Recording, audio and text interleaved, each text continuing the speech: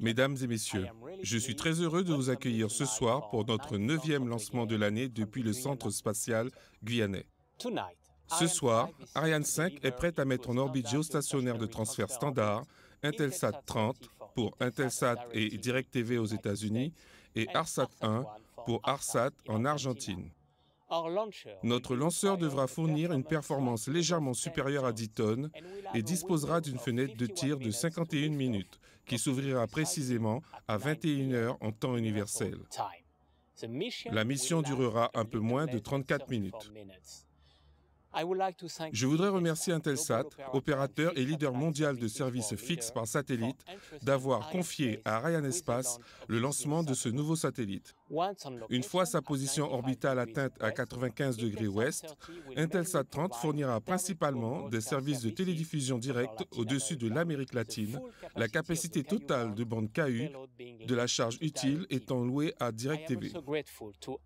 Je suis également reconnaissant à ARSat, nouvel entrant et opérateur régional, d'avoir fait confiance à Arianespace pour le lancement de son premier satellite, crucial pour son développement futur. ARSat 1 fournira une large gamme de services de télécommunication depuis sa position orbitale à 71,8 degrés ouest, au-dessus de l'Argentine et des pays voisins. C'est aussi le premier satellite géostationnaire de télécom entièrement conçu et construit en Argentine par INVAP dans ses installations de San Carlos de Bariloche, dans le nord de la Patagonie. Arianespace est particulièrement fier ce soir d'assurer une mission de lancement entièrement dédiée à ses opérateurs de satellites américains. Un opérateur mondial bien implanté sur le marché Intelsat et un opérateur régional nouvel entrant sur le marché ARSat. Cette marque de confiance reflète la reconnaissance de la qualité et de la compétitivité de nos services de lancement, mais aussi de notre capacité à offrir à nos clients des solutions adaptées à leurs besoins spécifiques. Mais notre 76e Ariane 5 est sur le point de décoller, alors profitez du spectacle.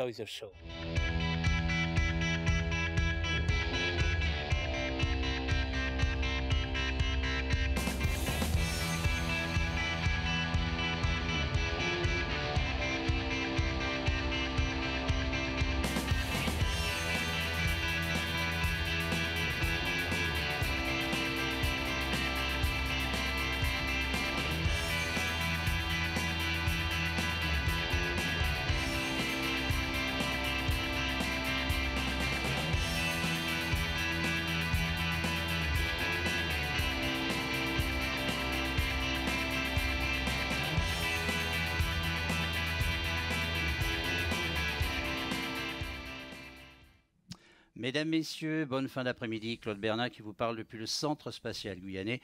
Nous allons suivre la 220e lancement d'une fusée Ariane, le 76e d'une Ariane 5. Et à mes côtés, je retrouve Henri Casaban, notre consultant d'Arianespace, qui va nous donner toutes les précisions utiles.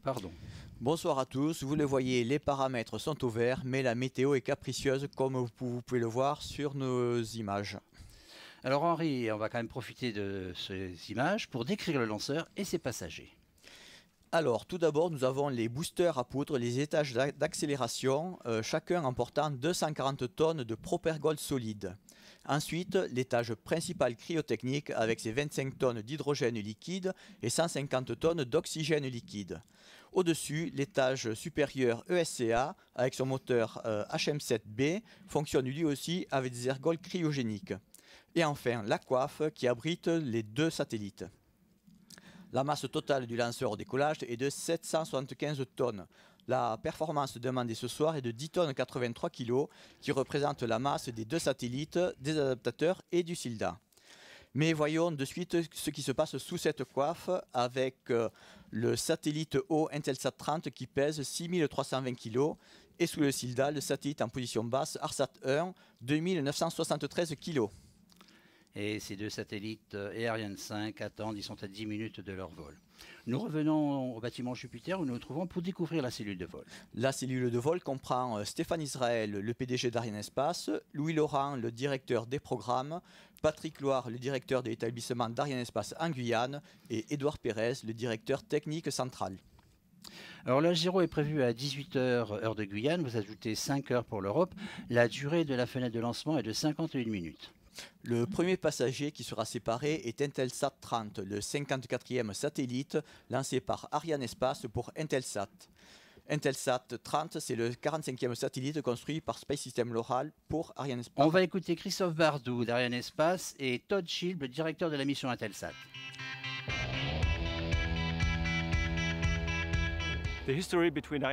Cela fait déjà 36 ans qu'Arianespace et Intelsat travaillent ensemble. Intelsat a signé ses premiers contrats de lancement avec Ariane en 1978, plus d'un an avant le premier lancement d'Ariane 1. Le satellite Intelsat 30 transportant la charge utile DLA-1 pour la télédiffusion directe sera le 54e satellite d'Intelsat à être lancé par Ariane. La préparation du satellite et l'intégration au lanceur se sont déroulées sans encombre. Cette réussite est rendue possible par le travail des équipes et la relation solide construite au fil des années. Nous connaissons très bien les interfaces Spacebus 1300 de système Loral. Il y avait d'ailleurs un satellite Loral sur le lancement précédent et il y en aura un autre sur le suivant. Le second passager est ARSAT 1 pour l'opérateur de satellite argentin ARSAT, Empresa Argentina de Soluciones Satelitales Sociedad Anónima. C'est le deuxième satellite lancé par Arianespace pour l'Argentine après Nahuel 1A en 1997. Et alors que nous avons donc le rouge météo qui s'affiche, c'est au tour d'Ignacio Grossi, le chef de projet satellite INVAP, de nous parler d'ARSAT. Luca Kekio lui tient compagnie. ARSAT 1 est le premier satellite géostationnaire conçu, construit et testé en Argentine par INVAP pour ARSAT. Il fournira des services de télécommunication, de transmission de données, de téléphonie et télévision à l'Argentine et aux pays limitrophes. ARSAT 1 est une étape majeure pour l'Argentine. Arianespace et ses partenaires sont fiers d'avoir pu contribuer à un tel projet pour un nouvel opérateur de satellite et une nouvelle plateforme. INVAP est fier de pouvoir dire que sa première campagne de lancement au CSG s'est parfaitement bien déroulée. Nous sommes impatients de renouveler l'expérience pour le lancement d'ARSAT 2, prévu l'an prochain. Nous remercions le CNES et Arianespace pour leur soutien au cours de ces 45 jours très intenses. Ce fut un véritable plaisir de travailler avec les équipes d'ARSAT et d'INVAP qui ont fait preuve de professionnalisme et de compétences ici à Kourou, à Benavides et à San Carlos de Bariloche. Nous allons écouter le DDO.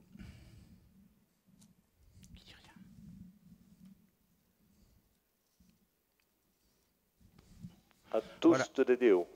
Arrêt du décompte suite à un rouge météo. Que tous les moyens restent prêts pour la reprise de la chronologie à H0-7 minutes en cas de retour au vert des conditions météo. Prochain point météo prévu à 18h20 local. Donc vous venez de l'entendre du directeur des opérations. Nous avons un rouge météo. Le prochain point sera dans 20 minutes, enfin à 18h20 local, pardon. C'est-à-dire que pendant ce temps, nous allons sûrement faire un arrêt de la chronologie et un arrêt de la vidéotransmission. Mais donc, on a un rouge de type météo. Ce rouge a entraîné, donc, ipso facto, le fait de ne pas pouvoir rentrer en séquence synchronisée. C'est pour ça que vous voyez le décompte s'est stabilisé à 7 minutes non passées.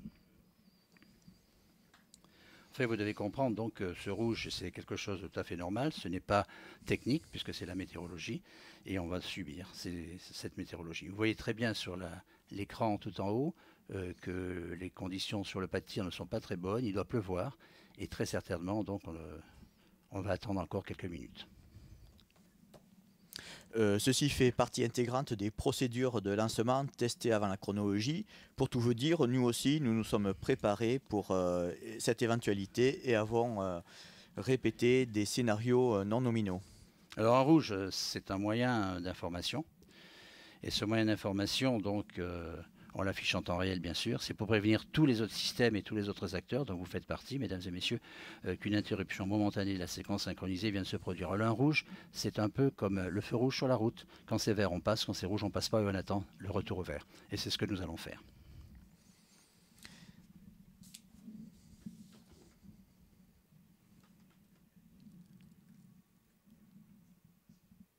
Alors, la fenêtre de lancement fait 51 minutes, vous l'avez entendu. On peut très bien viser donc la fin de cette fenêtre. On peut très bien, et c'est sûrement ce qui est en train de se décider actuellement, on peut très bien aussi demander au client, et je pense que c'est le client Intelsat qui faisait la fermeture de la fenêtre, une petite extension de 5 à 10 minutes. Mais je n'en sais rien, ce ne sont que des suppositions.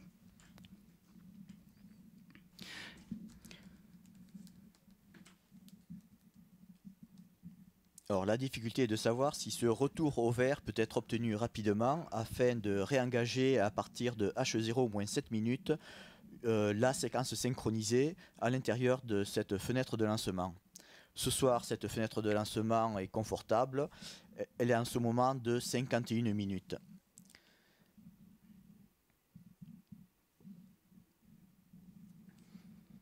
Alors, on nous donne l'information que par la régie, par notre réalisateur Manu de Oliveira, qu'effectivement nous allons suspendre la vidéotransmission pendant quelques minutes. Vous allez avoir un déroulant, voilà, vous l'avez, arrêt provisoire de la chronologie, et nous reviendrons tout à l'heure, vous serez informé bien sûr. À plus tard.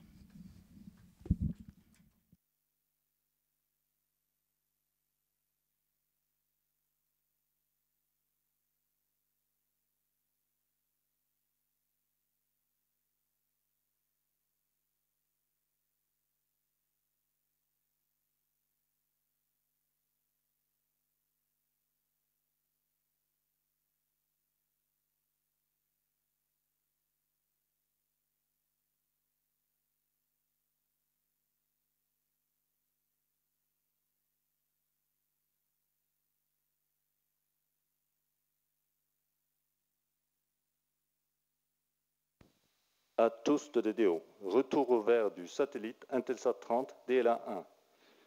Attention pour la reprise du temps des comptes.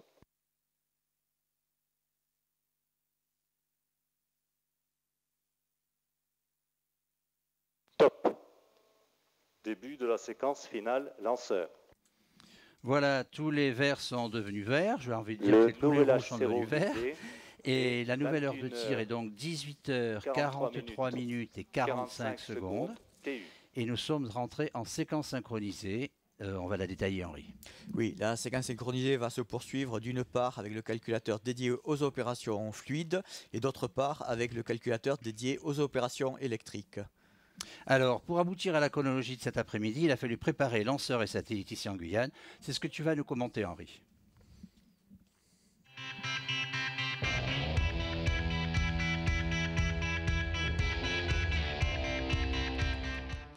Arrivés par bateau, les conteneurs transportant les étages d'Ariane 5 sont acheminés vers le bâtiment d'intégration lanceur. 16 août, érection de l'étage principal cryotechnique, puis les étages d'accélération à poudre arrivent au BIL pour être intégrés sur le PC. Ensuite, l'étage supérieur cryotechnique et la case à équipement sont positionnés. 29 septembre, transfert du lanceur du BIL vers le bâtiment d'assemblage final où il retrouvera ses 2 passagers.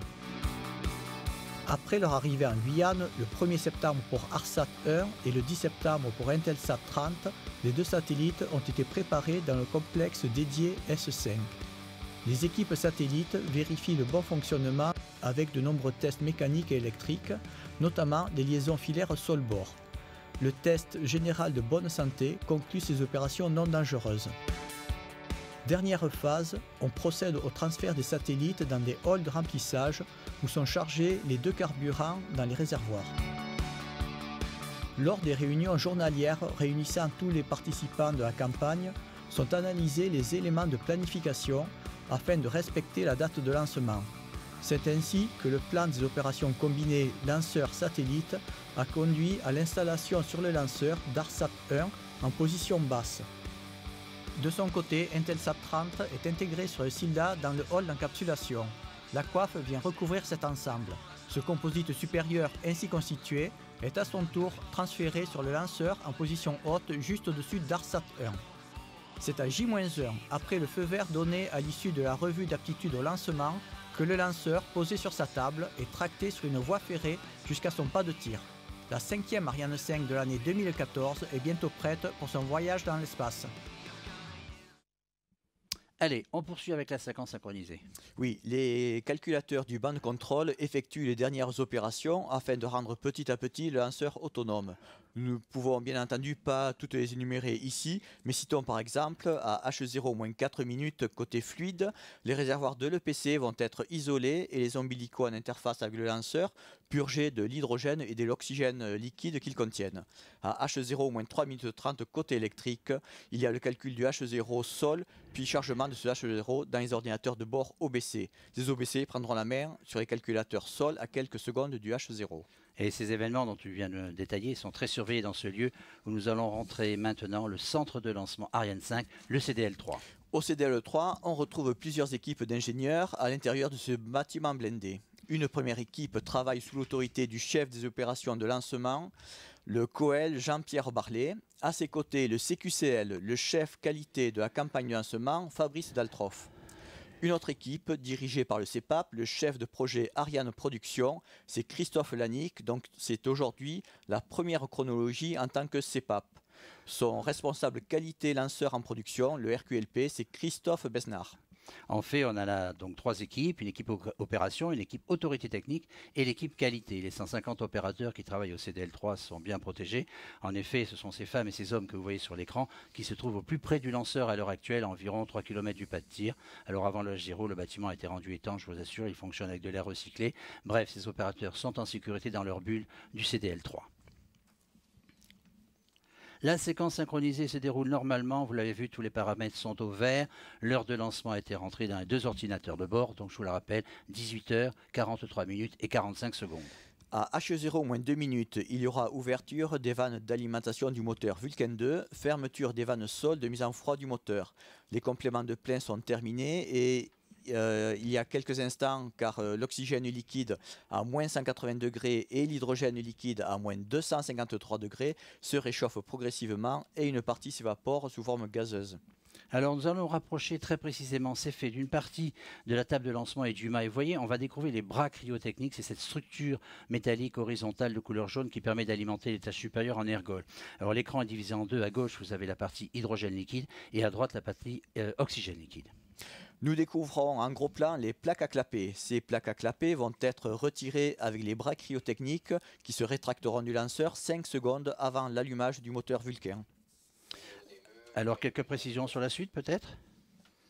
À H0 moins 6 secondes, il y aura l'armement et l'allumage des AMF, les allumeurs de mise en froid, destinés à brûler l'hydrogène qui s'écoulera lors de la mise en froid de la chambre au démarrage du Vulcain. Et c'est le début de la phase irréversible. À H0 moins 5 secondes 5, commutation sol vers le calculateur de bord.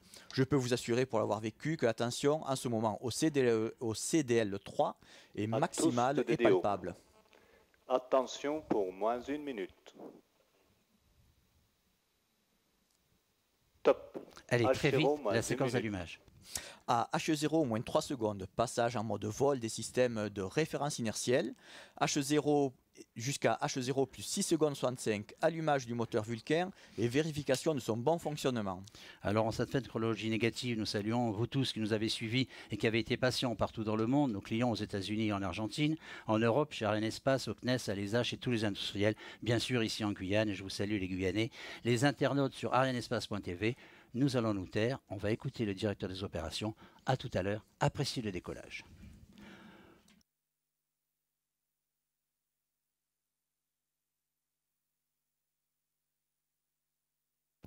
À tous de DDO, attention pour le décompte final. 10, 9, 8, 7, 6, 5, 4, 3, 2, 1, top. Allumage Vulcain.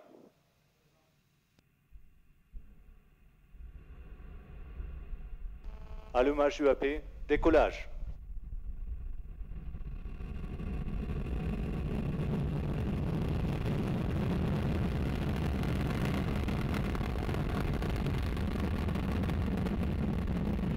Tous les paramètres à bord sont normaux.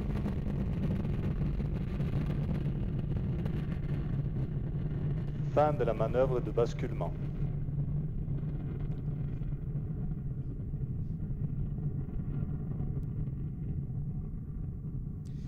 décollage parfait. À 49 secondes, le lanceur passe Mach 1 à l'altitude de près de 7 km. La pression dynamique maximale est atteinte en 1 minute et 9 secondes. Ariane 5 dépasse déjà les 13,5 km d'altitude. En 2 minutes, le lanceur se rapproche des 50 km d'altitude et en 3 minutes, il aura atteint 100 km. Et 100 km, c'est la limite symbolique de l'atmosphère, puisqu'au-delà, on considère que c'est le vide spatial qui commence. Alors, la poussée est fulgurante. 1300 tonnes de poussée sont en train de propulser Ariane 5. Les 2 étages à poudre, une fois allumés, ne s'éteignent pas. Ils représentent 90% de la puissance du lanceur. Ils sont réalisés en Guyane française, dans les usines de Régulus et de Repropulsion. Et un EAP, ça fait 31 mètres de haut, il consomme 2 tonnes de poudre par seconde. Les 240 tonnes sont donc consommées en 2 minutes environ. Ils sont identiques, leur masse au décollage environ 278 tonnes et ils assurent une poussée moyenne de plus de 600 tonnes. C'était pour les 3 A du CNES, les amis Space d'Arianespace et les anciens de l'ESA, tous présents à Kourou aujourd'hui. C'est 8 fois la poussée d'une Ariane 44L, je ne vous rajeunis pas. Alors pour les plus jeunes, une autre comparaison, la hauteur des EAP est équivalente à celle du petit lanceur Vega, soit 31 mètres. Après épuisement de la poudre, à 2 minutes 23 secondes après leur allumage, les EAP sont séparés du lanceur à 60 km d'altitude pour retomber dans l'océan Atlantique. En fait, avant qu'ils ne soient totalement vides, leur poussée va diminuer et après détection de cette baisse d'accélération, l'ordinateur de bord décide de se débarrasser des propulseurs d'appoint. Masse à vide, 38 tonnes chacun. Vitesse de près de 2 km/s. Tous les paramètres à bord sont normaux. Voilà, les EAP sont séparés. Pour éviter toute collision, les propulseurs vides sont écartés du corps du lanceur grâce à 8 fusées d'éloignement. Et alors après les verts, puis le décollage, maintenant qu'Ariane 5 s'est éloigné des côtes guyanaises, nous allons porter notre attention sur la courbe de vol. La courbe idéale, qui est tout en haut à droite sur vos écrans, est calculée et vous apercevez le pointeur qui se déplace et qui représente le vol réel d'Ariane. Il y a exactement aussi des indications d'altitude et de vitesse. En bas à gauche, vous avez l'altitude, 92 km, et à droite, vous avez la vitesse, 2,17 km par seconde. La coiffe va se séparer en deux sous l'action de 2 cordons pyrotechniques. Les 2 demi-coiffes retombent dans le vide. Comme elles sont très légères, elles battent un peu comme des ailes. C'est ce qu'on appelle la respiration de la coiffe. 2,4 tonnes de moins sur le lanceur. Regardez bien les images. Largage de la coiffe. Voilà, la coiffe 17 mètres de hauteur, fabriquée en Suisse par Ruag Space, structure sandwich dit en nid d'abeille, en aluminium et fibre de carbone, conçue pour minimiser les vibrations. C'est une structure extrêmement légère pour sa surface.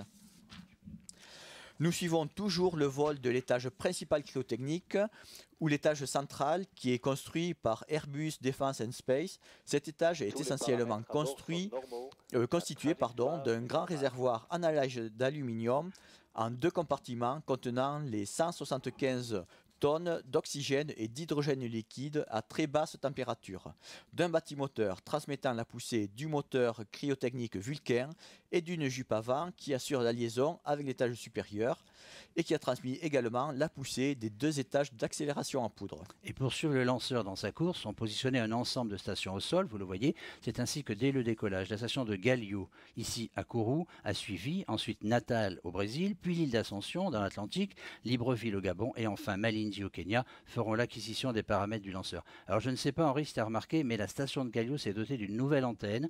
Il y a donc 3 antennes de télémesure à la montagne des Pères, 2 sont dédiées au lancement d'Ariane, Soyouz et Vega, et la petite dernière est dédiée au suivi des satellites du réseau CNES. Alors pour le suivi d'Ariane 5 au décollage, notre réalisateur Manu De Oliveira va nous renvoyer dans quelques minutes de nombreuses et belles images. Je ne sais pas si elles seront très belles parce que la météo n'était pas favorable, mais on va les attendre. De cette Ariane 5 numéro 220. Elles sont donc prises sous un autre angle que celle que vous avez vue tout à l'heure. Pendant ce temps, le PC poursuit sa route, vous le voyez. Galho fait toujours l'acquisition des paramètres en attendant la 2e station aval. Et le décollage, c'était déjà il y a plus de 5 minutes. Nous attendons le replay des images du décollage.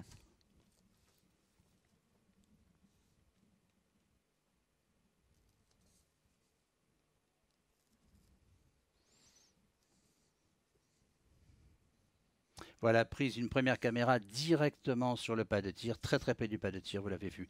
On aura une 2e image sûrement.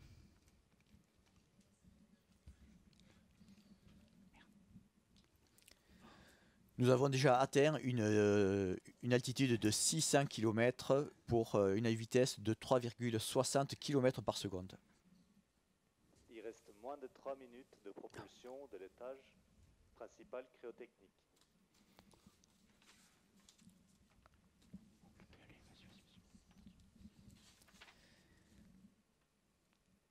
Voilà, troisième image. Je pense que cette image est prise, images au pluriel, sont prises depuis le site Toucan, le site où nous avons nos VIP.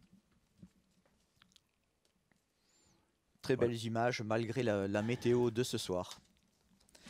Le moteur Vulcain 2, fabriqué par Safran, délivre une poussée de l'ordre de 139 tonnes. Le PC, avec ses 31 mètres de longueur et ses 5 mètres 40 de diamètre, fonctionne un peu moins de 9 minutes. Pour être précis, 530 secondes exactement. Pour l'instant présent, le moteur Vulcain 2 et le PC s'approchent de la phase finale de propulsion. À 8 minutes et 50 secondes, la commande d'arrêt est envoyée au moteur Vulcain de l'EPC. Va suivre une série d'opérations une fois le moteur Vulcain éteint. 6 secondes après, l'étage se désolidarise de l'étage supérieur. Il va retomber au milieu de l'océan Atlantique. 4 secondes encore et l'étage supérieur s'allumera. Alors on peut rappeler que l'étage principal cryotechnique d'Ariane 5 avait embarqué dans ses réservoirs 150 tonnes d'oxygène liquide et 25 tonnes d'hydrogène.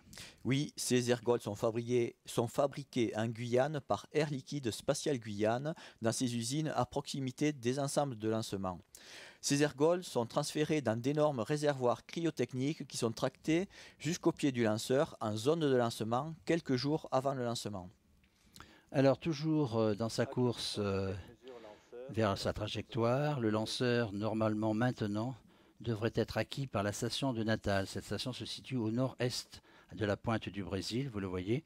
Et Natal a fait très certainement maintenant l'acquisition des paramètres télémesurés. Oui, on le confirme. Donc Natal vient de faire l'acquisition des paramètres télémesurés du lanceur.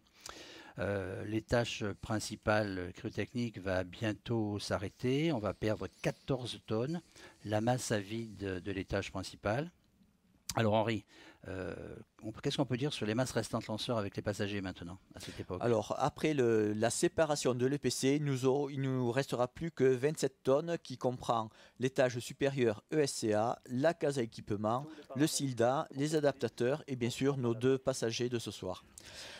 Si on se rappelle que le lanceur au décollage pesait 775 tonnes, les 27 tonnes restants actuellement représentent environ 3% de la masse initiale. Voilà, nous allons enchaîner maintenant une série d'opérations. Il va y avoir l'extinction du moteur Vulcain de l'EPC, la séparation de l'EPC par rapport à l'étage supérieur et puis l'allumage de cet étage supérieur. Écoutez, regardez.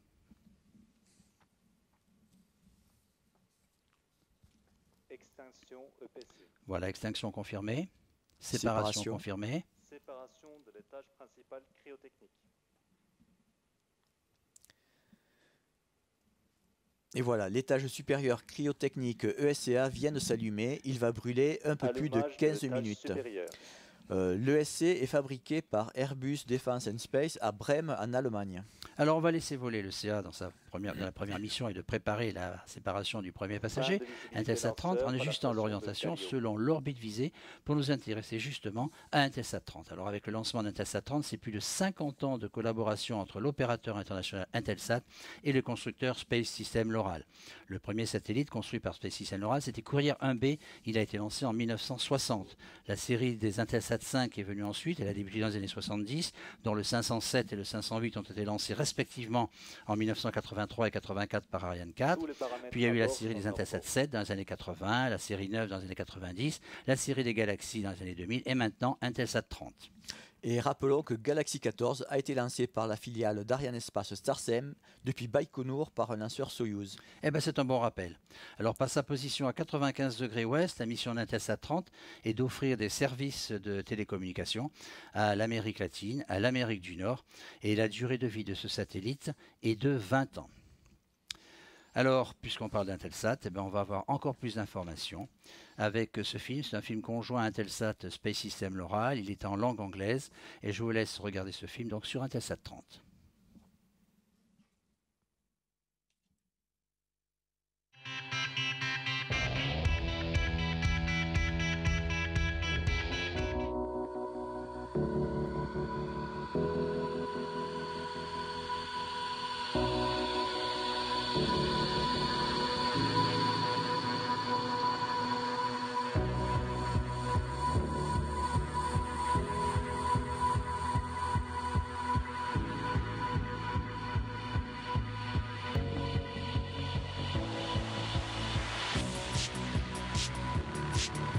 SSL, a leader in satellite manufacturing with more commercial capacity on orbit than any other manufacturer, built Intelsat 30, a powerful satellite for broadcast services in Latin America.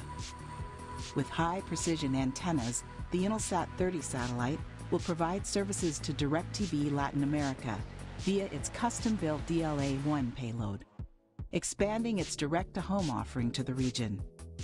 The 20-kilowatt C and Ku band satellite also enhances Intelsat C-band services for Latin America. Based on SSL's powerful 1300 platform, the satellite will be positioned at 95 degrees west longitude, where it will be co-located with Intelsat's Galaxy 3C. Intelsat and SSL have more than 4 decades experience working together. This kind of teamwork and experience helps SSL provide exceptional satellites like Intelsat 30. SSL thanks Intelsat, DirecTV, Arianespace, and the hundreds of engineers, managers, and technicians who worked many long hours to help make this satellite a success.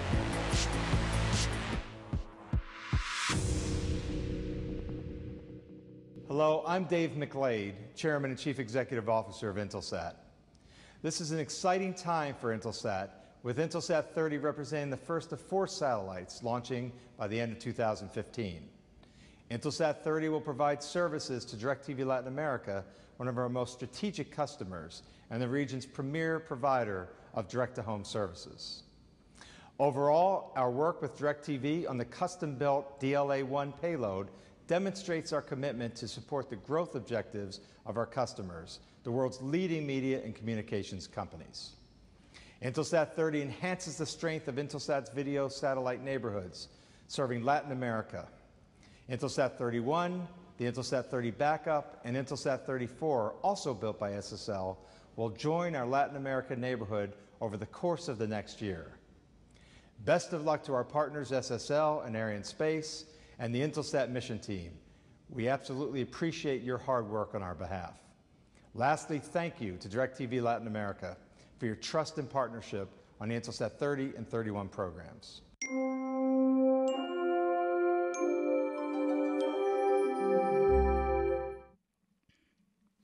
Pendant le film, à 13 minutes et 26 secondes, la station d'Ascension a fait l'acquisition des paramètres du lanceur.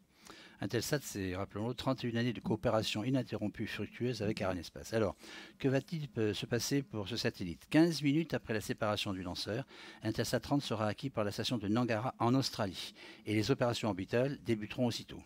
Déploiement des panneaux solaires dès demain, l'envergure sera alors de 32 mètres. 4 allumages du moteur d'apogée seront nécessaires entre demain et le 6e jour pour atteindre l'orbite circulaire.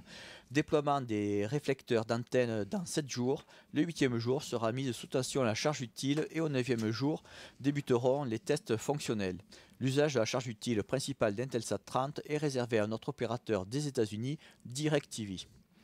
Et pour rester dans le fil droit de cette mission, après le film sur Intelsat, on va rester avec Intelsat et on va écouter le directeur de la mission satellite Intelsat, Todd Schrieb. Il va nous parler des opérations en orbite. De propulsion de l'étage supérieur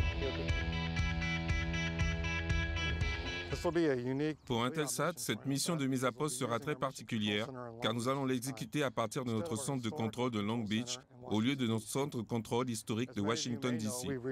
Comme vous le savez peut-être, notre siège a été transféré à McLean, en Virginie, où nous disposons désormais d'un centre de contrôle satellitaire de pointe.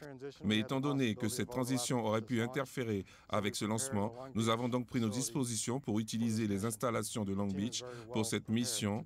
Notre équipe était bien préparée pour cela. Après la séparation, il y aura acquisition du satellite par notre station sol de Garnangara en Australie. Ensuite, nous préparons le système Beargol et nous déploierons les panneaux solaires. Puis, il y aura une série d'allumages des moteurs d'apogée pour placer le satellite sur son orbite de test à 132 degrés ouest. Nous déploierons les réflecteurs et autres éléments et nous commencerons à tester le satellite et sa charge utile. Une fois ces opérations terminées, une manœuvre nous permettra d'atteindre notre orbite opérationnelle finale de 95 degrés ouest. Au final, nous penserons pouvoir commencer à fournir des services à nos clients 38 jours environ après le lancement. On s'intéresse maintenant au second passager. Le programme spatial argentin comprend la fabrication et la mise sur orbite de 3 satellites de type ARSAT. ARSAT 1 à 18 minutes de sa séparation d'Ariane 5, ARSAT 2 qui sera lancé par Arianespace en 2015 et ARSAT 3 plus tard. Créé en 2006, ARSAT, société de l'État argentin, a pour but de fournir des services de connectivité grâce à des infrastructures technologiques sur Terre, dans l'air et dans l'espace. Alors, ce programme s'inscrit dans le plan gouvernemental Argentina Conectada, ça veut dire Argentine connectée en français, sur la période 2013-2016. Il vise le déploiement d'infrastructures de communication et l'investissement dans l'équipement et les services. Après 8 ans de recherche et de développement, ARSAT 1 a été entièrement construit par la société argentine INVAP dans ses usines de San Carlos de Bariloche au sud de l'Argentine, rentrant ainsi dans le club très fermé des 8 pays capables de construire des satellites géostationnaires de cette taille après les USA, la Russie, la Chine, le Japon, Israël, Inde et l'Europe. Il aura fallu 1,3 million d'heures de travail pour construire le satellite ARSAT 1. INVAP, qui veut dire en espagnol Investigaciones Aplicadas, est l'entreprise argentine fondée en 1976 qui réalise des projets dans l'énergie, l'aérospatiale et la défense, la chimie et la médecine.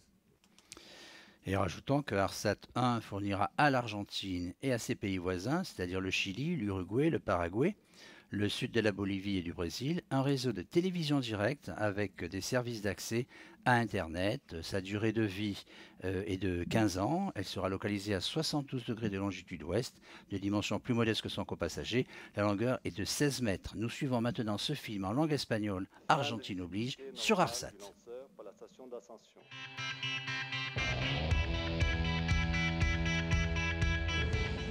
ARSAT 1 es el primer satélite argentino de telecomunicaciones. El ARSAT 1 se ubicará a los 71 grados 8 de longitud oeste. Tiene una carga útil de 24 transpondedores en banda Q. Cuenta con una antena de comunicaciones single shell de 2 metros de diámetro. Su área de servicio será la Argentina y países limítrofes. Su suma total de lanzamiento es de 3 toneladas. ARSAT es la empresa de telecomunicaciones del Estado Nacional responsable de desarrollar el sistema satelital geoestacionario argentino de telecomunicaciones. Tuvo a cargo la especificación del satélite y la supervisión de todo el proyecto.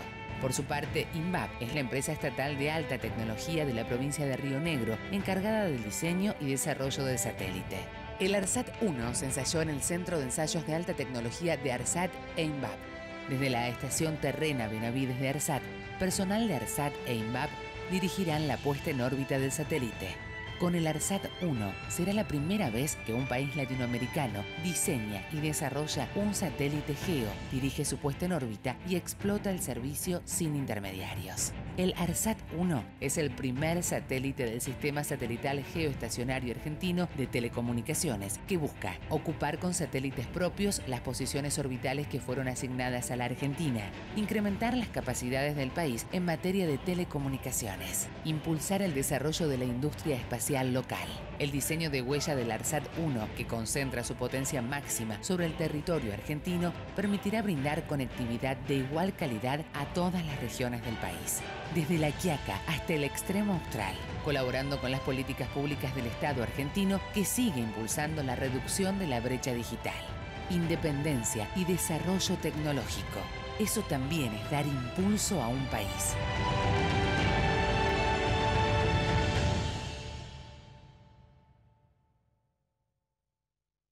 Presidencia de la Nación. À 18 minutes et 13 secondes, la station de Libreville a fait l'acquisition des paramètres du lanceur. Alors, 15 minutes après la séparation, ARSAT sera acquis par les stations d'Uralia en Australie et Kumsan en Corée. Après cette séparation, la phase préorbitale sera réalisée par les équipes d'ARSAT et d'INVAP depuis la station au sol de Benavides en Argentine. C'est la première fois dans un pays d'Amérique latine que seront conduites des opérations de ce type.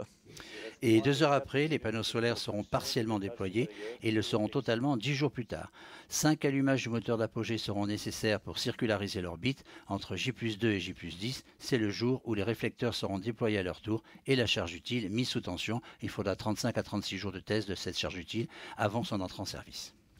80% des carburants du satellite seront utilisés pour les opérations de la phase préorbitale. Les 20% restants serviront pour le maintien à poste durant les 15 ans de durée de vie.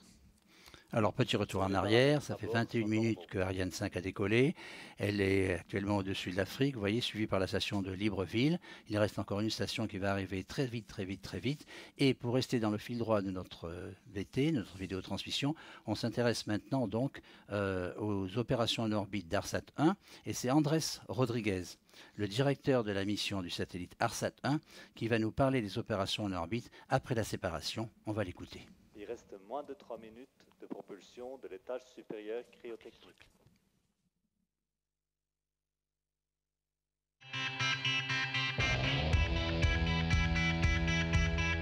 Après la séparation du lanceur Ariane 5, ARSAT 1, premier satellite de télécommunication conçu, intégré et testé en Argentine, entamera sa phase de mise à poste, qui a pour principal objectif de placer ARSAT 1 en orbite géo. Durant cette phase, plusieurs stations sol réparties à travers le monde relayeront la télémétrie du satellite jusqu'au centre contrôle de la mission ARSAT à Benavidez en Argentine, où les équipes opérationnelles et techniques d'ARSAT et d'INVAP exécuteront une série de procédures. Après 5 manœuvres d'apogée qui prendront 10 jours environ, le satellite sera prêt à commencer les tests en orbite. Ces tests ont pour objet de démontrer que toutes les exigences définies par ARSAT sont satisfaites. Après les tests, ARSAT 1 sera en mesure de fournir des services de télécommunication en K-band en Argentine et dans les pays voisins, avec une puissance et une couverture optimale pour la région. ARSAT tient à remercier Arianespace et tous nos fournisseurs pour leur soutien à notre projet. Les équipes techniques d'ARSAT et d'INVAP ont fait preuve d'un fort engagement, de professionnalisme tout au long du projet. Vous êtes les meilleurs. Bon travail. Good job. 23 minutes 08 secondes, la station de Malidi vient d'acquérir les paramètres du lanceur. Alors répétons que la mission de l'ESCA est d'apporter le complément d'énergie nécessaire à la satellisation des charges utiles sur l'orbite visée. L'étage assure également par l'intermédiaire du SCAR le système de contrôle d'attitude et de roulis, le contrôle en roulis du composite supérieur pendant la phase propulsée et son orientation au profit des satellites avant leur séparation durant la phase balistique. Et ce troisième étage d'Ariane 5 a été développé d'après le moteur HM7B du troisième étage d'Ariane 4. Ce moteur délivre une poussée de 6,5 tonnes dans le vide. La tuyère est articulée autour de 2 axes qui permettent le pilotage. Avec un diamètre de 5,40 m, il mesure avec la case 4,71 m de haut. Et l'étage est constitué de 2 réservoirs contenant 14,7 tonnes d'ergol, environ 12 tonnes d'oxygène liquide et 2,7 tonnes d'hydrogène liquide. Le moteur HM7B de l'ESCA aura fonctionné au total près de 16 minutes. À ce moment-là, on aura atteint l'orbite de transfert géostationnaire à l'altitude de 610 km avec une vitesse de 9,38 km par seconde, valeur de satellisation. Cette phase se termine sur ordre de l'ordinateur de bord quand il estime, à partir des calculs élaborés sur la base des informations de la centrale inertielle, que l'orbite visée est atteinte. Et c'est ce qu'il est exactement en train de faire maintenant. Tout à fait.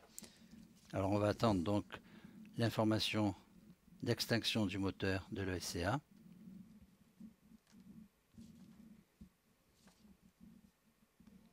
Extinction de l'étage supérieur cryotechnique début de la phase balistique. Voilà, c'est fait. Alors Henri, l'étage vient de s'éteindre. On parle toujours de ce troisième étage, c'est bien, mais on parle rarement de la case à équipement. C'est quand même un élément important de cette fusée, non? Oui, effectivement, nous parlons ici du cerveau du lanceur, la case à équipement, constituée d'une structure cylindrique en carbone située au-dessus de l'ESCA, a été intégrée au troisième étage à Brême avant son transport à Kourou. Et ceci, c'est pour répondre aux nécessités imposées par l'augmentation des cadences de production pour les prochaines années. Tout ce qui est réalisé en Europe n'est pas à faire à Kourou. C'est ça.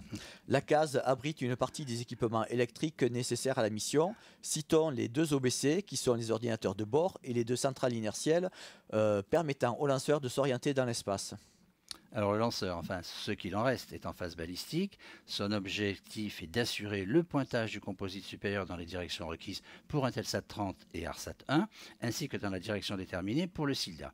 La mise en rotation du lanceur avant les séparations des satellites et la stabilisation 3 axes avant la séparation du SILDA. Après, on a les séparations des deux satellites, puis la mise en rotation finale à 45 degrés par seconde, avant les opérations de passivation et enfin la passivation des deux réservoirs. Ajoutons que pour la mission de ce soir, 23 phases élémentaires sont nécessaires. Donc nous pouvons citer 4 phases avant la séparation d'Intelsat 30, celle du SILDA en phase 9 et celle de la séparation d'ARSat 1 en phase 12. Les autres servant aux opérations de passivation des réservoirs de l'étage. Alors justement, les opérations de passivation, ça consiste en quoi ? L'étage ESCA et la case à équipement, une fois les deux satellites séparés, deviennent une épave dans l'espace. Cet ensemble ne doit pas polluer l'orbite. Pour ce faire, on met l'étage en rotation rapide, qui va plaquer le reste des ergols sur les parois et on vide les réservoirs. Ceci est précédé d'une pré-passivation par ouverture simultanée des tuyères SCAR. Voilà, on en sait un petit peu plus. Alors en même temps, on va rajouter que les différents corps séparés, c'est-à-dire le SCA, le chapeau SILDA et les deux satellites, sont positionnés dans l'espace de telle manière qu'ils ne doivent pas se rencontrer.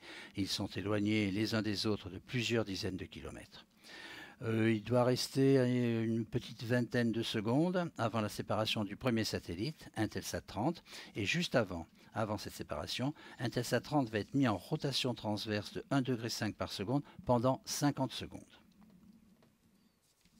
Et Intelsat 30 deviendra ainsi le 54e satellite géostationnaire pour la société privée Intelsat, qui est le premier fournisseur de services de télécommunications par satellite avec plus de 1/4 du marché mondial. On attend la séparation.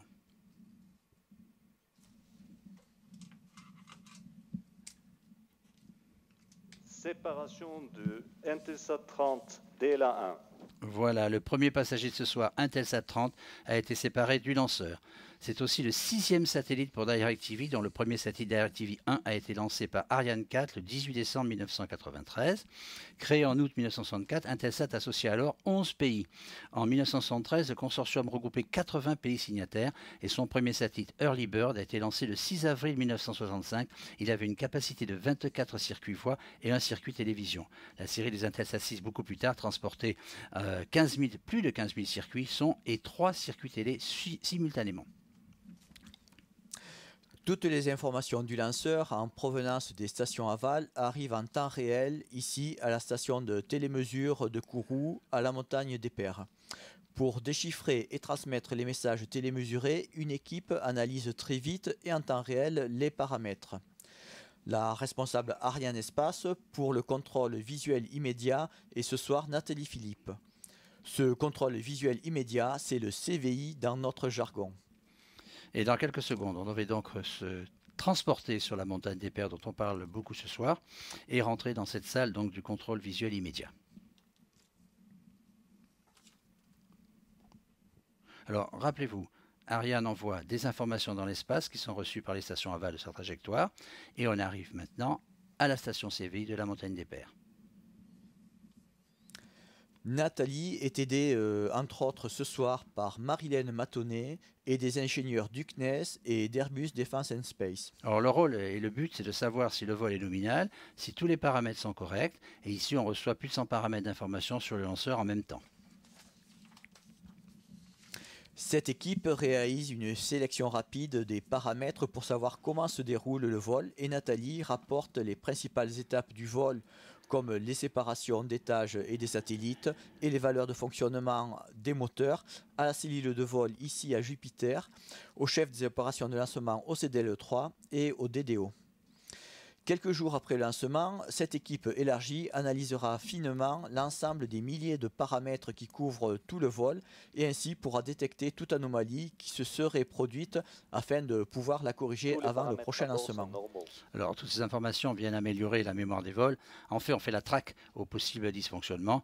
Et il faut aussi rajouter quelque chose. On n'oublie pas de signaler que dès la demi-heure suivant chaque séparation, le CVI permet à Arianespace de fournir à chaque client le diagnostic de satellisation qui donne la position et l'orientation du satellite, qui en principe confirme la spécification initiale.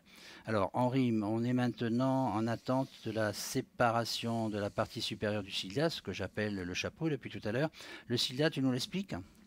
Oui, le SILDA veut dire système de lancement double Ariane. C'est cette boîte cylindrique et conique de couleur noire qui encapsule à son bord le satellite bas qui est ce soir ARSAT 1. Le SILDA permet l'emport d'une seconde charge utile principale à l'intérieur de la coiffe. Il existe plusieurs versions de SILDA suivant la taille du satellite. Cela permet de lancer simultanément 2 satellites sur un même vol. En général, le plus lourd en position haute et le plus léger à l'intérieur du SILDA. Très bien, merci. Alors, pour séparer le chapeau, on utilise un cordon pyrotechnique qui permet de découper sur une circonférence en partie basse la structure du SILDA. Et on peut dire aussi qu'il y a des ressorts qui permettent une éjection facile et stable, qui évite ainsi toute collision avec le passager. Une petite dizaine de secondes et on devrait avoir confirmation de la séparation du chapeau SILDA du lanceur.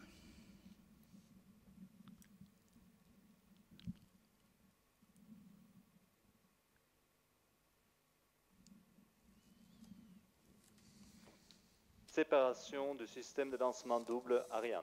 Cette séparation est donc effective. Il y a maintenant une nouvelle orientation du composite pour l'amener dans la direction demandée par le deuxième passager.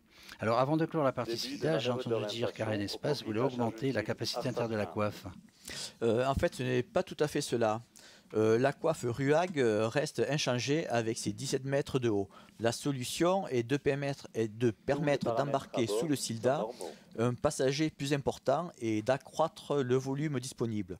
Pour ce faire, il est envisagé dès la mi-2015 d'installer une virole, ce qui est un cylindre de même diamètre que le lanceur, entre la case à équipement et le SILDA. La coiffe, bien sûr, venant couvrir l'ensemble. Cela sans perte de performance, bien entendu. Alors la phase balistique se poursuit. Dans notre jargon, nous nommons cette phase le balai de l'espace, the space ballet en anglais. Et ces images en 3 dimensions ont montré exactement ce qui s'est passé au sud de l'Afrique et c'est maintenant au-dessus de l'océan Indien. Les manœuvres de la phase balistique se poursuivent. Il y aura 23 phases élémentaires au total. Cet ensemble n'est pas uniquement piloté par les équipements de la case à équipement.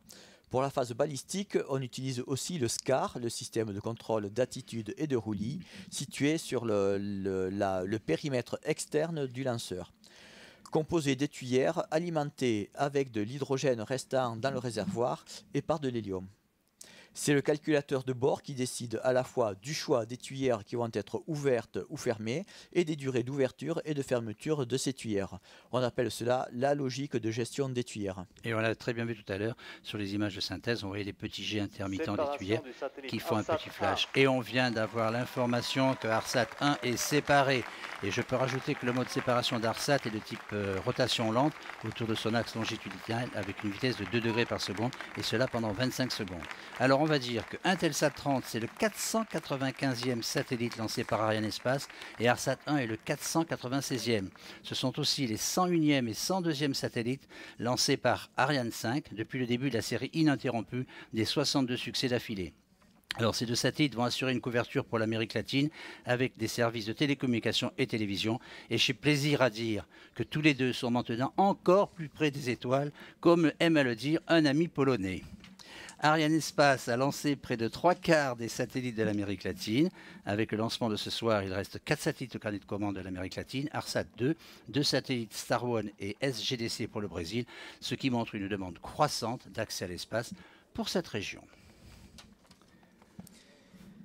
L'année 2014 n'est pas terminée pour Ariane Espace. Les activités continuent avec la préparation du 4e vol de Vega, dont les étages à poudre et le dernier étage à Voom sont déjà érigés. VV04 lancera l'avion spatial IXV, Intermediate Experimental Vehicle, pour l'ESA à la mi-novembre. IXV est destiné à tester les technologies et les systèmes critiques pour les futurs véhicules européens autonomes de rentrée atmosphérique. Le vol Ariane 221, début décembre, dont un des 2 satellites d'Arectivi 14 est arrivé en Guyane le 11 octobre, et la phase d'assemblage du lanceur a débuté au bâtiment d'intégration. Puis, à la mi-décembre, le 10e vol de Soyouz emportera 4 nouveaux satellites de la constellation O3b. Et avant la fin de l'année, les travaux d'assemblage de la première Ariane 5 de 2015 seront réalisés. Alors, on vous rappelle que depuis le 6 février 2014, 9 lancements ont été effectués depuis le centre spatial guyanais. Pardonnez-nous la liste, mais il faut le dire, sauf qu'avant, on va avoir encore des images de replay.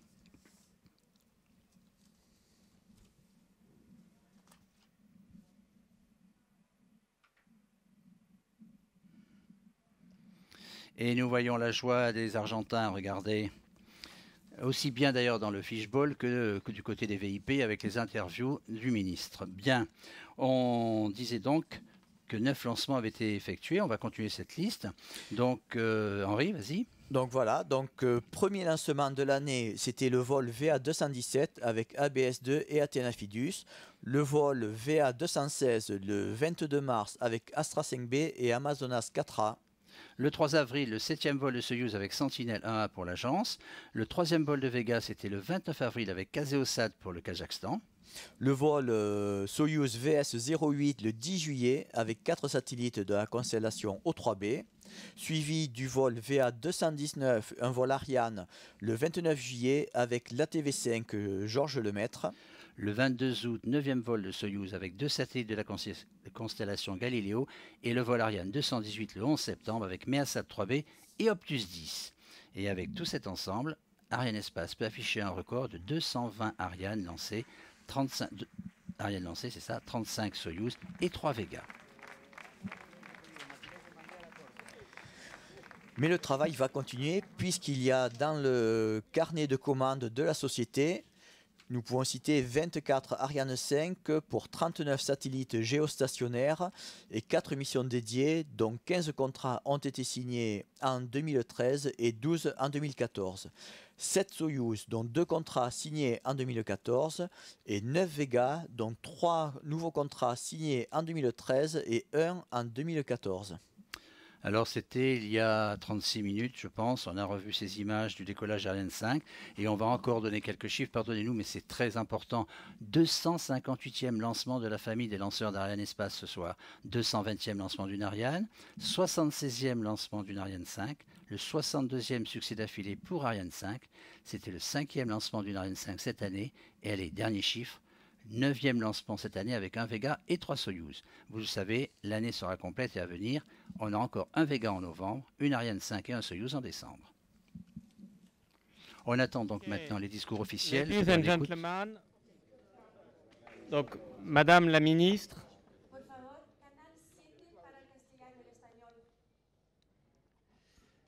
Madame la Ministre, Monsieur le Ministre, Monsieur l'Ambassadeur, Monsieur le Préfet, Mesdames et Messieurs les élus, Mesdames et Messieurs, chers invités, chers collègues, donc le système de télémesure d'Ariane 5 vient juste de nous confirmer qu'Intelsat 30 et ARSat 1 ont été séparés comme prévu. Ce lancement constituera donc un nouveau succès pour Ariane 5, le 62e d'affilée. Alors évidemment, vous le voyez ce soir, il y a beaucoup d'émotions et je dirais qu'il y a beaucoup d'émotions pour 4 raisons. La première, c'est que c'est un lancement depuis l'Amérique pour l'Amérique. C'est un lancement depuis la Guyane française pour le continent américain et en particulier pour l'Amérique latine, puisque ces 2 satellites vont desservir l'Amérique latine et que Arianespace, au-delà de cette base exceptionnelle de lancement de Guyane, a toujours eu sur le continent américain des parts de marché supérieures à 50%. La deuxième raison d'être ému ce soir, c'est que Intelsat est un ami de plus de 30 ans d'Arianespace.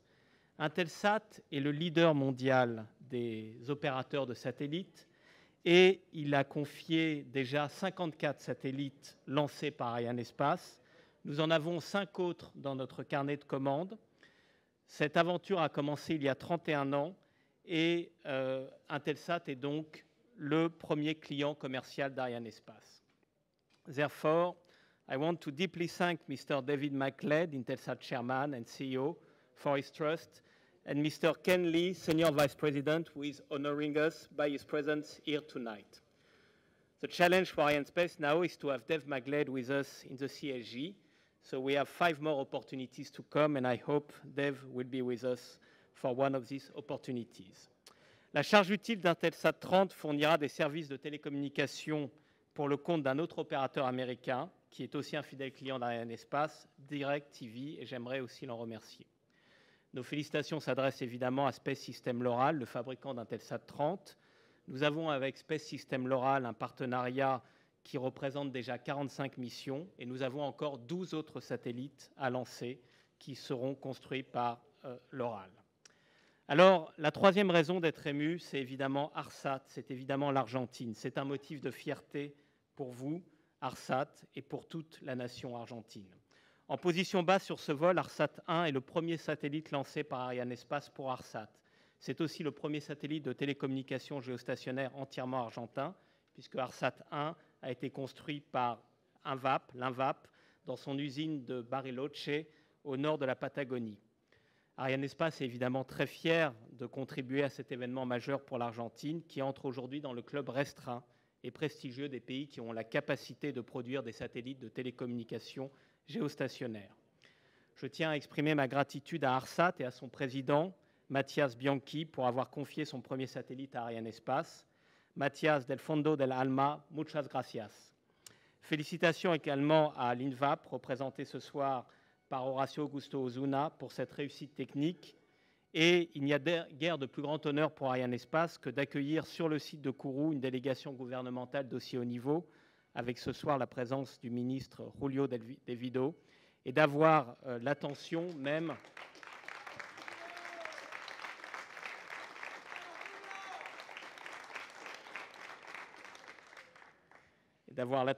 de votre présidente, puisque je crois qu'elle a accordé une attention tout à fait directe à cet événement. Alors, faisant écho aux propres mots d'Evita Perón, dont nous savons à quel point c'est une figure emblématique pour l'Argentine, j'aimerais dire quelques mots en espagnol. Yo quisiera que la trayectoria del vuelo de esta noche sea como un arco iris entre nuestros dos países.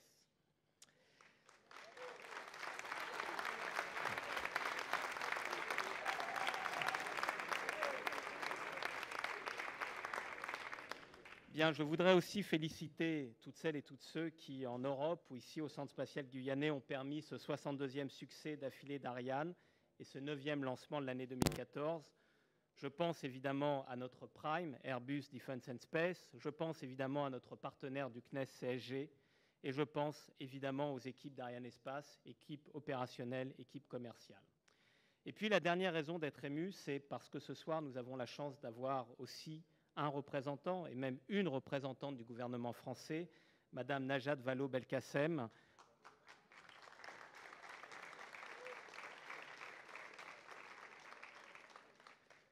Donc, je vous avais dit que normalement tout se passait bien, mais qu'il y aurait du suspense jusqu'au bout. On en a eu jusqu'au bout ce soir, avec quelques rouges qui se sont allumés et qui finalement ont tourné au vert. Donc, j'aimerais vous dire la reconnaissance d'Arianespace pour le soutien sans faille que la France accorde depuis plusieurs décennies, et évidemment en ce moment pour ses lanceurs, pour le lanceur européen Ariane, à travers en ce moment votre ministère et l'action de votre ministre secrétaire d'État Geneviève Fioraso. Je voulais vous dire aussi, et ce seront mes derniers mots, qu'à l'aube de décisions très importantes pour l'avenir des lanceurs, Arianespace soutient pleinement la feuille de route Ariane, qui est en train d'être définie par l'ESA et par les institutions et par l'industrie. Ariane 6 est bien pour nous la voie à suivre pour mener notre double ambition. Cette double ambition, elle est simple. Arianespace entend rester le leader mondial du transport spatial commercial, tout en garantissant à l'Europe un accès indépendant à l'espace. Voilà, j'en ai terminé. Donc je laisse maintenant la parole. I leave the floor to our customers and partners, beginning with Mr. À nos partenaires. Thank you very Merci. much. Thanks a lot.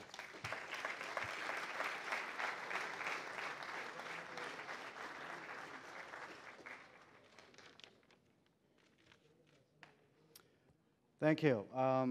Merci. I just got a word that we did get a telemetry. Je viens d'être informé que nous avions acquis la télémétrie. Le satellite donc va bien. Ces télémesures nous viennent d'Australie.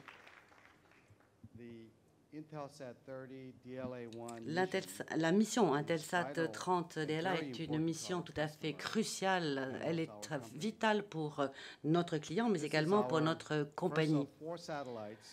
C'est le premier d'une série de 4 satellites qui doivent être lancés dans les mois qui viennent. Ces 4 satellites fourniront des services en Amérique latine. Et c'est un honneur pour nous que le premier de cette série de 4 satellites soit Intelsat 30, qui va pouvoir fournir des services de télévision directe en Amérique latine pour notre client. Direct TV, notre client, est un grand client, est un partenaire d'Intelsat depuis sa création en 1994. Notre objectif, l'objectif de cette mission, comme d'autres services que nous proposons en matière de télévision directe, et d'honorer la confiance qui a été placée dans notre compagnie. Soutenir leur succès dans la région est une source de grande fierté pour notre compagnie. Nous souhaitons donc à notre client tout le plus grand succès dans les mois qui viennent, lorsqu'ils commenceront à fournir leurs services avec la charge utile d'ELA. Nos équipes mission, équipes de SSL, aux équipes d'Ariane, encore une fois, nous tenons à redire à quel point votre professionnalisme et votre compétence sont impressionnantes. Et je dirais que nous sommes très heureux de travailler avec vous.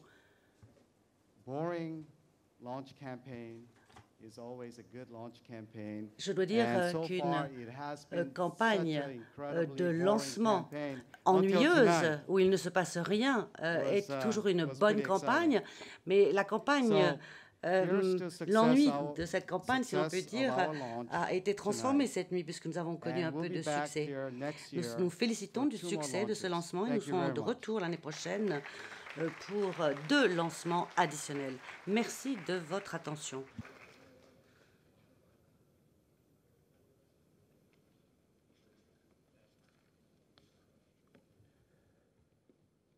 Buenas noches a todos. Bonsoir à tous.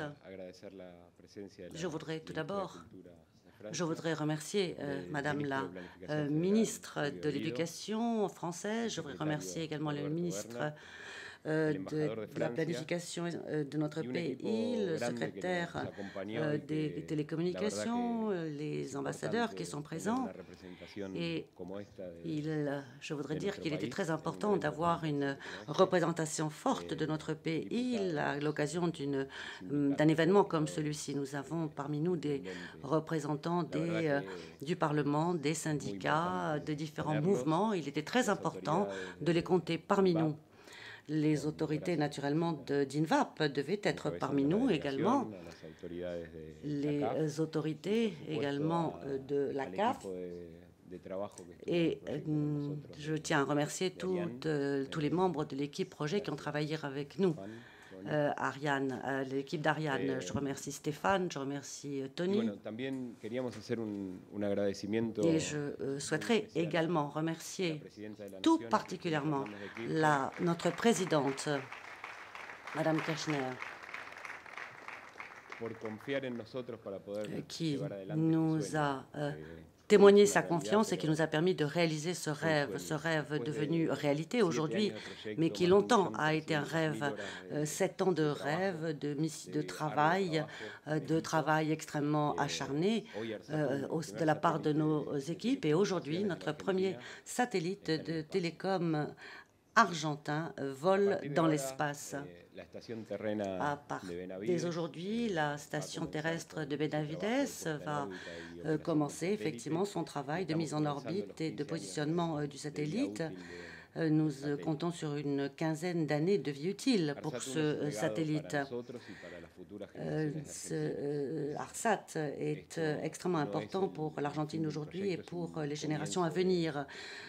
ARSAT ne marque pas la fin d'un projet, mais bien au contraire, il ouvre une très longue vie. La protection des positions orbitales qui était accordée par l'Union internationale des télécommunications à l'Argentine était jusqu'ici confiée à des entités extérieures, à un organisme spécialisé des Nations Unies. Les décisions étaient donc prises par des entités extérieures et pour des raisons politiques, notre président, M. Kirchner, en 2006, y bajo la órbita del Ministerio de Planificación de Julio De Vido, et sous les auspices de Julio De Vido, notre ministre de la Planification, llegó la telemetría, fue exitoso el lanzamiento, lo podemos confirmar a en este momento. décidé d'assurer la conduite de nos activités. Et je vous confirme la réception, la bonne acquisition de nos télémesures à l'instant. Alors donc cette décision politique est très importante. Elle a été consacrée par une loi adoptée par le Congrès de l'Argentine qui a porté création de l'INVAT. Grâce aux efforts de la CONAE, de notre agence argentine, nous avons pu entamer ce projet. Nous avons de très nombreuses entreprises qui ont contribué à la réalisation de ce projet. Et ce que nous constatons, ce que nous voyons aujourd'hui s'inscrit dans le cadre d'un projet, certes, mais l'industrie le confirme l'importance de cette voie, notamment grâce aux conditions qui ont été faites, qui ont été accordées pour la protection du satellite et sa protection en orbite. C'est un projet qui a reçu le soutien de toute la filière, et nous nous réjouissons de travailler avec toute la communauté satellitaire toutes les fois que cela est possible. C'est la raison pour laquelle je souhaite témoigner publiquement notre reconnaissance aux équipes d'ARSAT, d'INVAP et d'Arianespace pour le travail qui a été réalisé, un travail qui a été réalisé avec énormément d'enthousiasme, dans un esprit de collaboration et dans un esprit d'équipe très important, très profond. Et je dois dire que compte tenu de la qualité de ce travail, eh bien, nous avons pu poser un jalon très important qui nous permet d'envisager un horizon lointain avec des opportunités très importantes. Et il s'agit pour nous de continuer d'aller de l'avant. Et l'année prochaine, nous avons un défi, le défi que représente notre deuxième satellite, ARSAT 2. Et nous souhaitons réaffirmer notre engagement, notamment dans le cadre de la réduction de la fracture numérique, dans le cadre des protections de protection sociale. Nous pensons que ces outils technologiques sont très importants pour le bien-être de nos sociétés. Le ministre l'a déjà dit, nous avons ouvert la voie vers une patrie satellitaire, une grande patrie avec une capacité satellitaire. Je vous remercie de votre attention.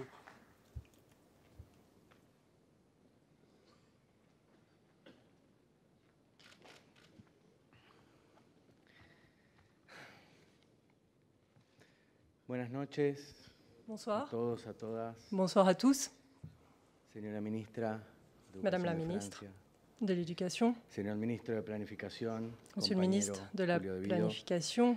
Señor camarade de la República de Francia en la Argentina. Monsieur l'ambassadeur de la France en Argentine. Mesdames et messieurs les gouverneurs, les députés, mesdames et messieurs les députés argentins et français. Le président de ARSAT. Représentant de INVAP, M. Osuna, les représentants de l'ESA, d'Arianespace, nos meilleurs amis, Stéphane, les représentants d'Intelsat, félicitations. Je vous remercie de tout cœur pour ce succès et tous ceux qui nous regardent en Argentine, qui nous accompagnent. C'est très difficile et c'est magnifique d'être ici pour vous parler. J'essaye de le faire calmement Mais c'est vraiment très difficile avec toute l'émotion que nous ressentons. Il y a quelques minutes, là, dehors, nous avons ressenti une immense émotion lorsque ARSAT 1 a placé l'Amérique latine et l'Argentine de plus en plus haut dans le ciel et dans l'espace. C'est un jour historique pour l'Argentine et pour l'Amérique latine. Nous ne nous fatiguerons pas de le dire.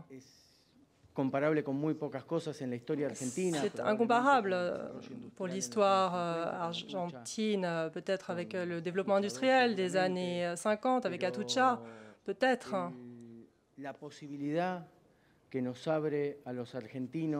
Cela nous ouvre une possibilité pour nous, les Argentins.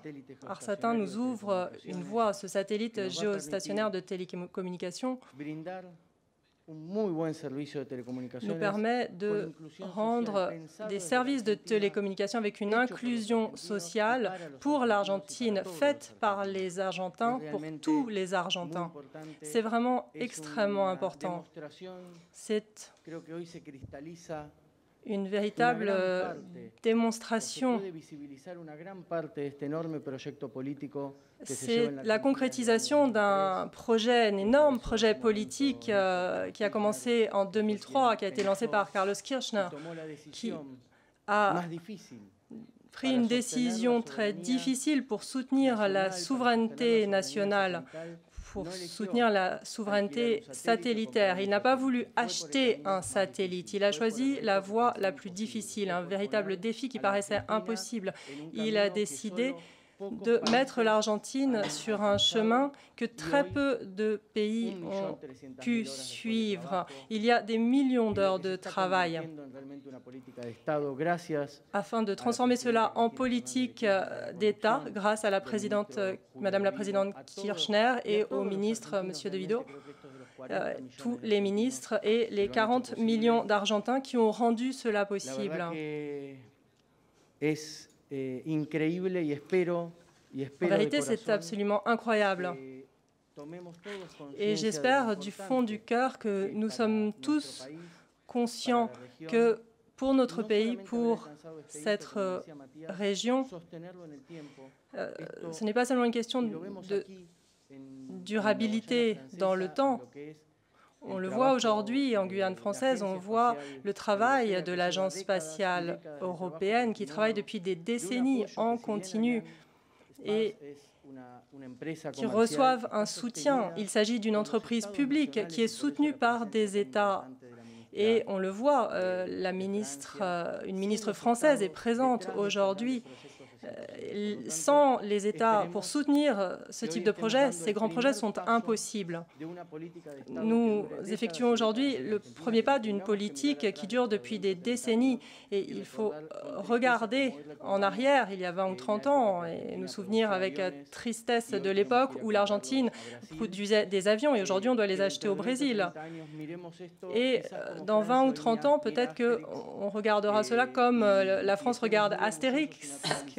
Et on sera très fiers parce qu'on a soutenu la science et la technologie.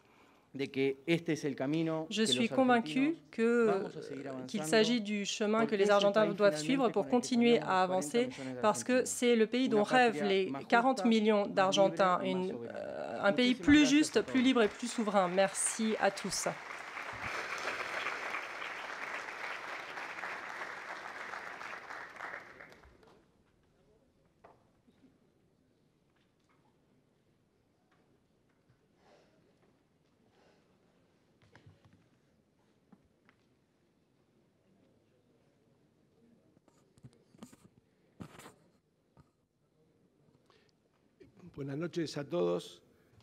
Bonsoir.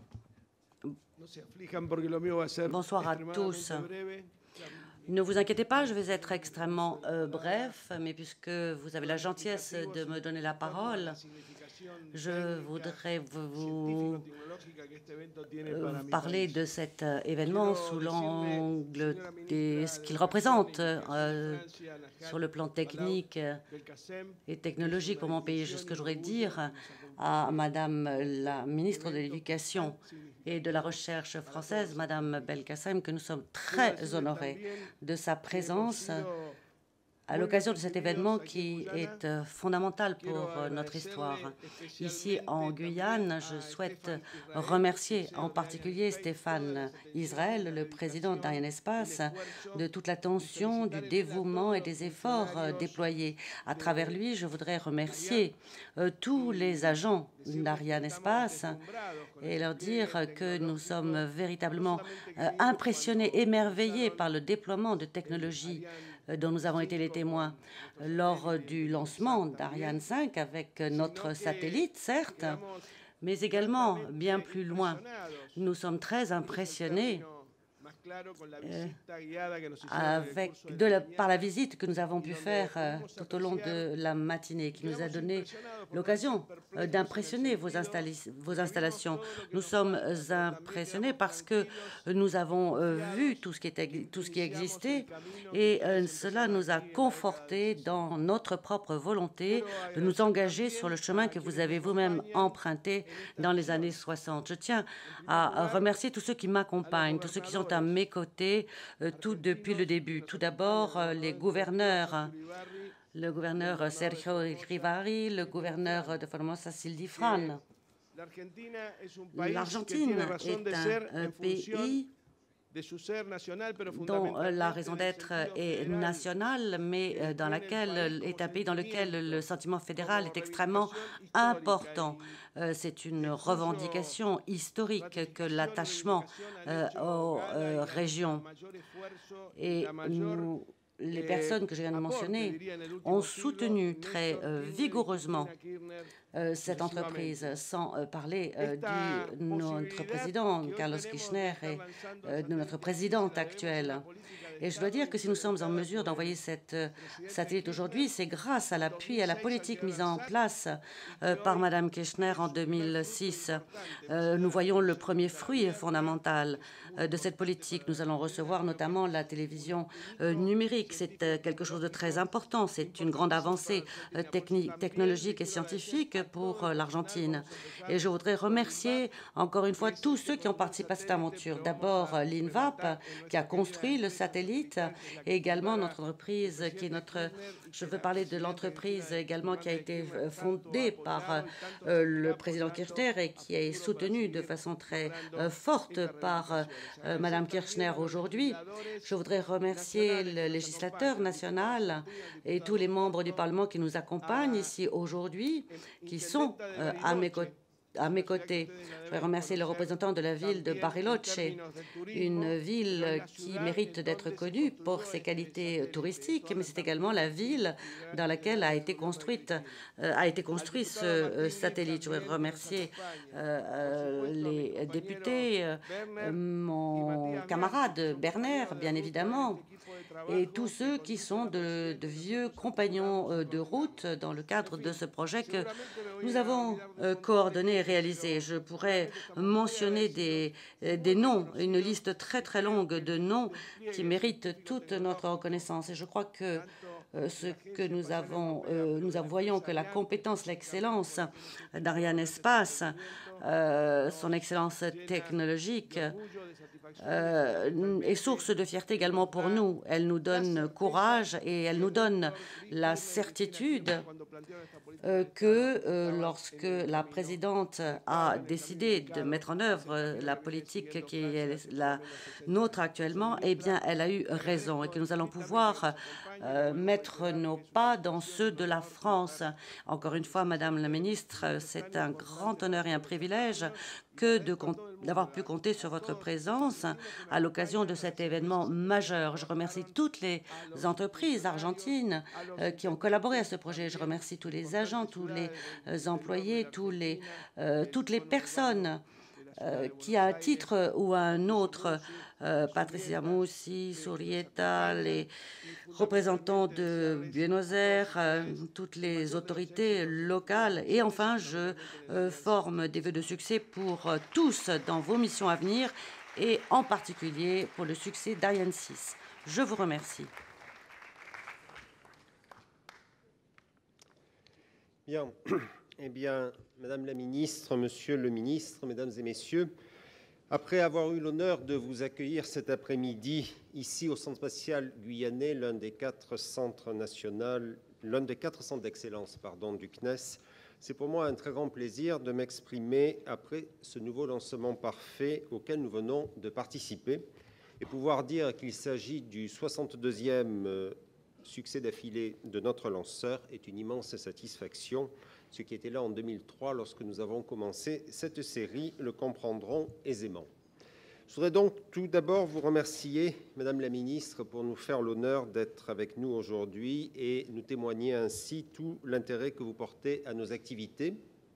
Cette base spatiale, vous l'avez découverte lorsque nous l'avons survolée ensemble et vous venez de vivre ce qu'elle est capable de faire, le meilleur en matière de lancement. Vous avez pu aussi vous rendre compte de son étendue et de sa taille considérable, qui sont le résultat de 40 ans d'investissement des États membres de l'Agence spatiale européenne, au premier rang desquels la France qui en assure le parfait fonctionnement grâce au CNES, bien sûr, mais aussi grâce à l'ensemble des services de l'État qui font un travail extraordinaire et que je veux remercier ce soir. À cet égard, Madame la Ministre, je me fais le porte-parole de l'ensemble de notre communauté spatiale pour vous remercier pour la politique spatiale ambitieuse et résolue que conduit sous votre autorité le département ministériel dont vous avez la charge. Je voudrais à présent féliciter tous les acteurs du succès de ce soir, les États membres de l'Agence spatiale européenne, l'industrie spatiale européenne qui a produit, préparé et lancé Ariane 5, le Centre spatial guyanais, et bien sûr nos clients du lancement de ce soir, que j'ai eu le privilège de bien connaître dans d'autres fonctions. Je voudrais aussi dire un mot particulier pour la Guyane, en particulier pour le monde éducatif, qui joue un rôle majeur pour assurer l'excellence des métiers du centre, qui emploie près de 1700 collaborateurs, dont la plupart ont effectué leur formation ou une partie de leur formation en Guyane. Ainsi, nous pouvons nous rendre compte ce soir, une fois encore, que la Guyane pourvoit de ses talents, tous les métiers, toutes les qualifications, du technicien à l'ingénieur ou au cadre supérieur dont le Centre spatial guyanais a besoin.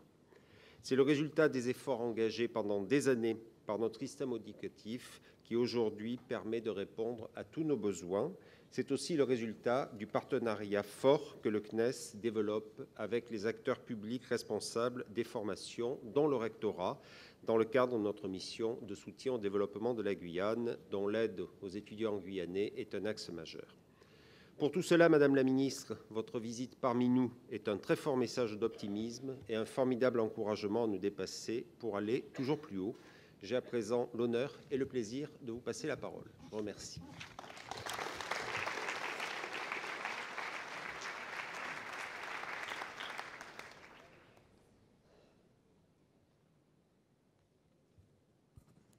Merci beaucoup, Monsieur le Ministre. Mesdames et Messieurs, je partage ce soir avec vous toute la joie, toute l'émotion et tout l'émerveillement qui ont été exprimés depuis tout à l'heure. Et je veux vous dire à quel point j'ai été surprise de voir, y compris chez des professionnels qui pratiquent cela et qui voient cela depuis des années, les yeux briller comme ceux des enfants devant ce lancement réussi, qui est en effet à chaque fois une prouesse technique et un véritable accomplissement. Alors félicitations d'abord aux équipes d'Ariane Espace. Félicitations parce qu'elles sont toujours plus mobilisées pour répondre de façon efficace, fiable, compétitive aux besoins des clients, qu'ils soient institutionnels ou commerciaux. Félicitations aussi aux équipes du Centre spatial guyanais parce que, je veux le leur dire ici très clairement, leur excellence est reconnue dans le monde entier. Et quand on parle de Kourou, on pense immédiatement à Ariane, on pense immédiatement, mesdames, messieurs, à votre professionnalisme, à votre engagement dans l'exercice de vos missions et à vos si nombreux succès. Félicitations aussi à Intelsat et à ARSAT pour avoir choisi le lanceur européen Ariane.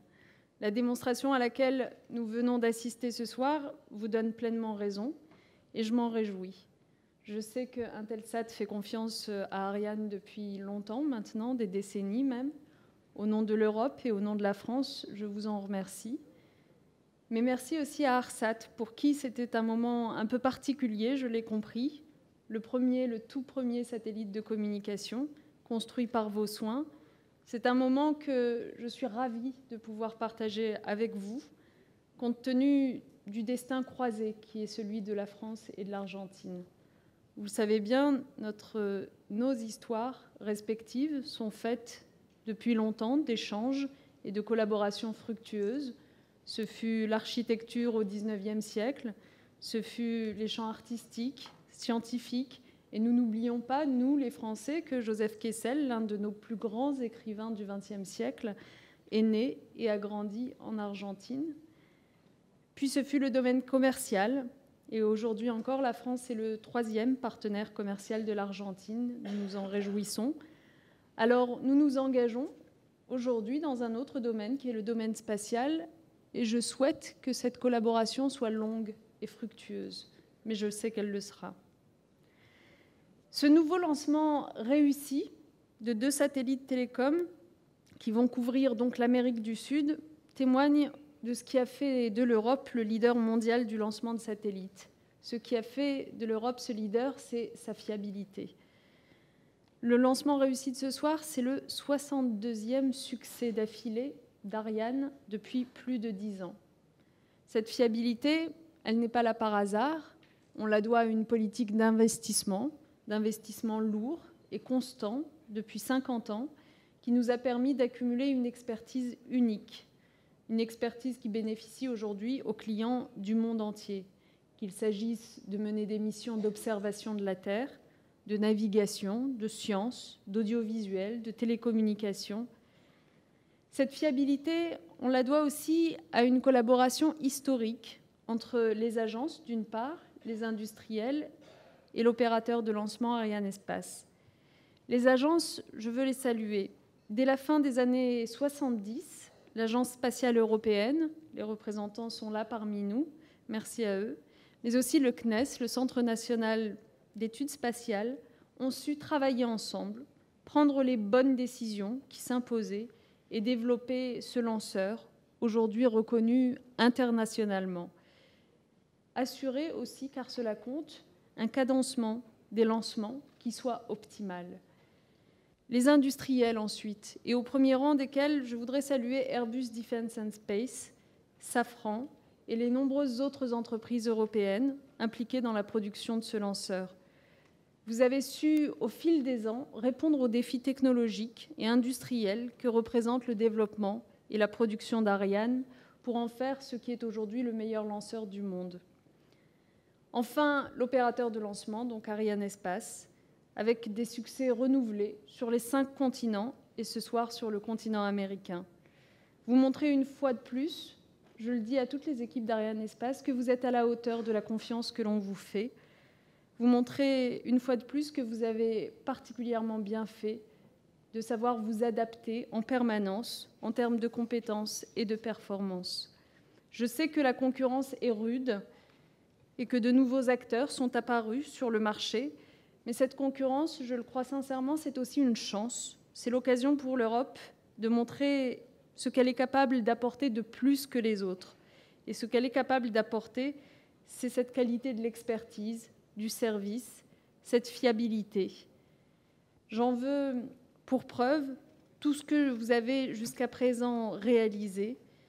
Et je vous le dis, l'Europe vous accompagnera pour faire encore mieux, car l'Europe est à vos côtés face à cette concurrence, face à cette compétition internationale.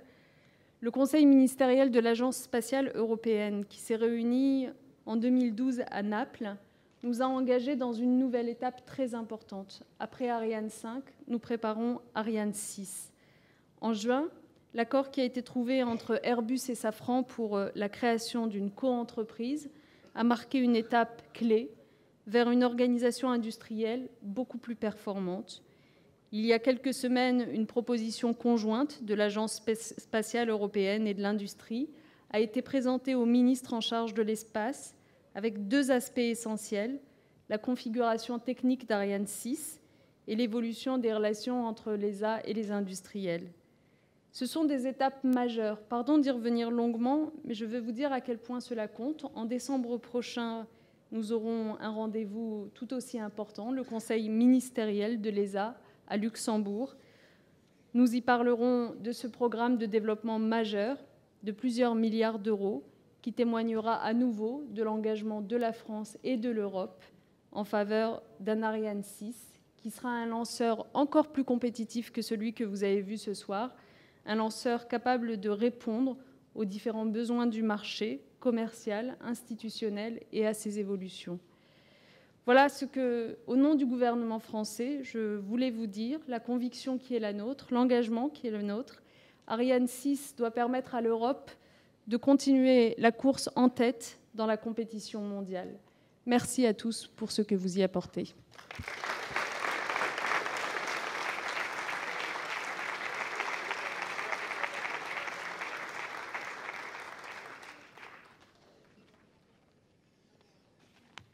Bien, merci infiniment pour toutes ces paroles de nos clients, de Monsieur le ministre argentin, Madame la ministre.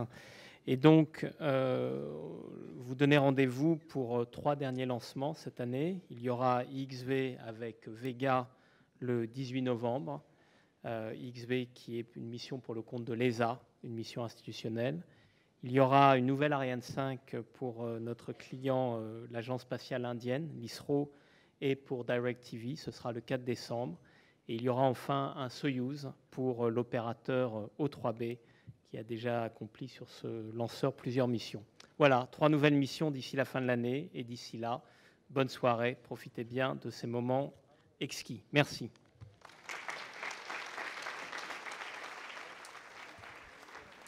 Eh bien, mesdames et messieurs, nous reprenons l'antenne quelques minutes. Merci d'être restés avec nous jusqu'à ce moment. Merci à tous nos auditeurs de nous avoir écoutés. Et les remerciements s'imposent. Merci à Anne-Marie que nous voyons à l'écran, notre chargée de communication, à notre réalisateur Manu de Oliveira, à toute l'équipe souriante de Guyane Première. Merci à ceux ou celles qui ont donné des informations précises sur ce lancement. Et surtout, merci à toi, Henri. Merci à tous, merci à toi Claude, j'ai été ravi de faire cette vidéo transmission avec toi. On se retrouve, comme nous l'a dit notre PDG Stéphanie Israël, le 18 novembre prochain pour le 4e vol de Vega avec l'avion spatial IXV. Bonsoir.